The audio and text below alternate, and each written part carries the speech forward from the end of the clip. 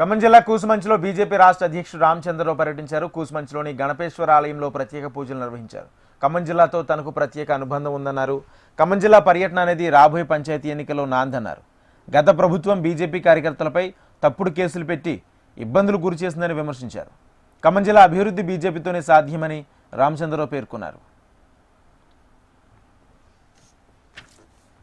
నాంది పలకటానికి భారతీయ జనతా పార్టీ అధ్యక్షుడిగా నేను ఇక్కడ రావడం జరిగింది. నా పర్యటన ఇక్కడ మొదలుపెట్టడం జరిగింది. నేను ఈరోజు నమ్ముతున్నాను, ఖమ్మం జిల్లాలో కూడా ప్రజల్లో మార్పు వచ్చింది. ఖమ్మం జిల్లాలో ప్రజలు ఆలోచిస్తున్నారు, బీజేపీకి ఓటేయాలని, బీజేపీకి దగ్గర రావాలని, బీజేపీ అధికారం రావాలని.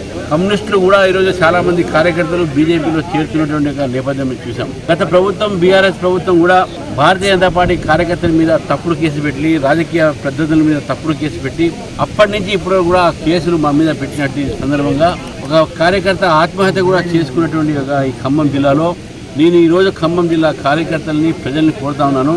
ఈరోజు ఖమ్మం జిల్లాలో రాబోయేటటువంటి ఏ ఎన్నికలు వచ్చినా, అది మున్సిపల్ ఎలక్షన్ వచ్చినా, పంచాయతీ ఎలక్షన్, అసెంబ్లీ ఎలక్షన్ వచ్చినా, పార్లమెంట్ ఎలక్షన్ వచ్చినా ఇక్కడ భారతీయ జనతా పార్టీని గెలిపియండి.